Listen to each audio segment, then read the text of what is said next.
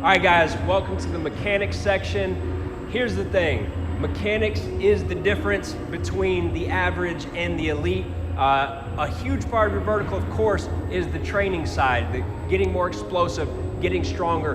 But at the end of the day, mechanics are the king. We gotta be able to utilize our biomechanics to our advantage. And when you look at the best jumpers in the NBA or the best jumpers in volleyball, they all have very, very good mechanics. So first, let's start with the boring stuff. That's the standing vertical jump.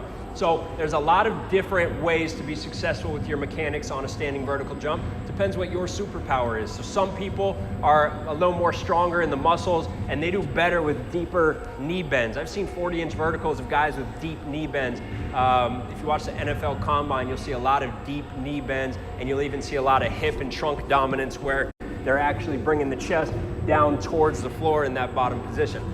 Then you've also seen guys who don't rely as much on that muscular power, and it's more just that elasticity and that stretch reflex, and they do better with kind of quick. So they're all about quickness off the ground, and they go a little more narrow with that knee bend. They don't go as deep. They might keep the chest up a little bit more. So there's no clear-cut answer. All I can say on this is you gotta try stuff out. You gotta figure out how you get the highest from a standing position. Now, what really matters is our jumping and landing mechanics as far as what's going on at the joint. So when I'm landing from a vertical jump, the first thing is I gotta get rid of the knee collapse. So a lot of athletes, when I first assess them, they have some type of knee collapse either on the takeoff or the landing. We gotta get rid of that. Now, a little bit of internal rotation is normal. So sometimes people will go down into their jump and the knees will drop just a little bit, and what they're doing is they're winding up the glutes. So you go into internal rotation and that puts the glutes on pre-stretch, and then when you take off, you go into that more external rotation, and so you get more power out of the glutes. You don't have to consciously think about this. All I'm saying is if you film yourself from the front and you have a slight knee drop, don't freak out about it. But if you have that big knee collapse, then we gotta make some changes. We gotta work on hip strength. We gotta work on jumping and landing, even with a mini band around our knees where we're thinking about pushing out on that band. Knees, we don't wanna collapse. We also don't wanna flare out over the ankles. If I can keep them in line with my toes, that's good, or just inside my toes, you're gonna be completely fine there. Now, big myth on jumping and landing mechanics is that the knees can't go over the toes. So a lot of coaches will say, if the knees go over the toes, that's bad for the knee. Actually, the opposite. The knees are naturally gonna go forward over the toes, and we actually encourage that. So you don't wanna be landing way out over, but if your natural jump mechanics is here, if I drew a straight line down, I'm several inches in front of my toes, okay? If I were to keep my knees behind my toes, I would have to go all hip dominance, hip back, trunk down towards the floor. It completely throws off my mechanics, okay? So don't worry about the knees going over the toes, all right?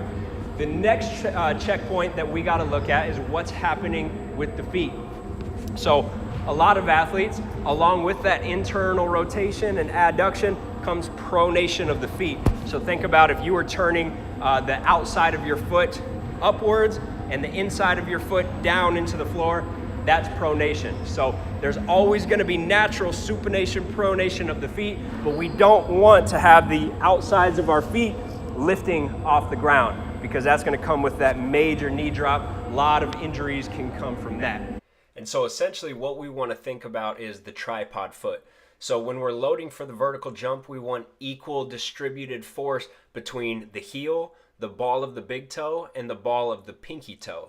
So if I were collapsing my ankles and my feet inwards, that the ball of the pinky toe would be lifted off the ground. And vice versa, if I went into supination, which is the inside of my foot coming up, then the ball of my big toe would be lifted. And so this really, really matters for injury prevention, but also for optimizing our vertical jump and our explosiveness. So always make sure that we're evenly distributed. Of course, on the concentric phase, when we're coming up, that heel is gonna lift up relatively early. But on the loading phase, that heel should not be lifting off the ground. While we're loading and while we're lowering and transitioning that force from down to up, we should have all 3 points of contact on the ground. okay? So if you can, kind of jump barefoot and just see what your feet are doing. A lot of the program does focus on foot stability, so that should help you if you are a big pronator. Now let's look at the lowering portion, and this is such an important part of the vertical jump. So we've done studies, and I've seen studies that show that the faster the eccentric, the faster the velocity of the lowering, the better the vertical jump, because we're loading. So the faster we go down, the more we're gonna get that sharp, that strong stretch reflex, and then we get more power on the way up.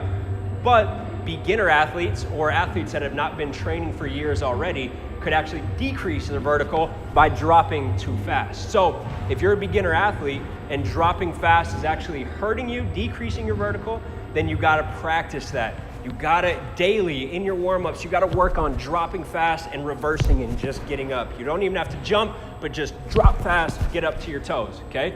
Because you gotta turn that weakness into a superpower. Now, for a lot of you who have already been training for a few years, you have the strength to drop fast and then reverse it and get up as fast as you can. That's gonna help you. So when you're thinking about your vertical, don't slowly lower. You got to think about attacking the floor. Don't just let gravity bring you to the floor. I want you to think about attacking the floor and then getting up as fast as we can and as high as we can. Okay, and then looking at the arms, a lot of studies have showed that the arms could be anywhere from 5 to 20% of your vertical jump height. Okay, so if you're just jumping without the arms like a lot of people do, your vertical jump height is not being maximized. On a standing vertical jump, I want to think about getting my pinkies at least close to my ear level. So if I'm a deep load jumper, that should be pretty easy for me. If you're one of those people that doesn't like the deep load, then the arm swing might be too slow and it might actually slow you down and hurt you. So if you're one of those quick jumpers, then you might want to just go with more of a kind of small, quick arm swing. So again, there's no clear-cut answer. You just got to play around with that. Okay, the other thing that people do wrong on their landings is they either land stiff. So a lot of people land here. That is terrible for our knees. Now, there are times in basketball where it's more about like a second rebound, a second jump, where we do have to kind of land stiff and get back up. That's necessary, so we do want to train for that. But when we're just talking about landing mechanics and how to decrease the stress on the joints long term, we got to start thinking about getting away from these stiff landings and sort of sinking more into our joints. The more we sink, the more we kind of load through the muscles and we distribute that force equally. Now, I tell people that, and then they go to the extreme. So they get away from this stiff landing, and all of a sudden they start sinking way too far into their joints. I don't want you to get down past 90 degrees. So if you're all the way down here, yes, we get more distributed loading, but we get a lot of force to the knee, especially to that patellar tendon, and eventually it's gonna break down. I want you to think about a quarter squat position where I'm anywhere from 45 to 90 degrees with that knee angle, but I really don't want to be sinking lower than 90 degrees. And another major myth with landing mechanics is that the heels should not hit the floor. So coaches will say, don't land on your heels, and then players all of a sudden have this 4-foot dominant landing where they try to stick on the ball of the foot.